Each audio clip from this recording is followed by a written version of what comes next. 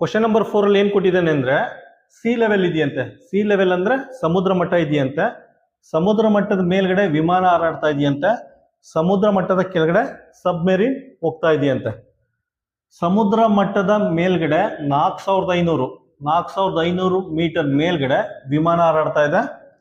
ಸಮುದ್ರ ಮಟ್ಟದ ಕೆಳಗಡೆ 1400 ಮೀಟರ್ ಕೆಳಗಡೆ ಸಬ್ಮೆರಿನ್ ಹೋಗ್ತಾ ಇದೆಯಂತೆ. ಹಾಗಾದ್ರೆ ಸಬ್ಮೆರಿನ್ ಮತ್ತೆ ವಿಮಾನ ಇವೆರಡರ ನಡುವೆ ಇರುವ ವರ್ಟಿಕಲ್ ಡಿಸ್ಟೆನ್ಸ್ ಆಯ್ತಾ, ನೇರ ಎತ್ತರ ಫೈಂಡ್ ಔಟ್ ಮಾಡಿ ಅಂತ ಕೇಳಿದರೆ ಯಾವ ರೀತಿ ಮಾಡ್ತೀರಾ? ಜಸ್ಟ್ ಆ್ಯಡ್ ಮಾಡಿ. 4500 ಪ್ಲಸ್ 1400 ಇವೆರಡನ್ನು ಆ್ಯಡ್ ಮಾಡಿ.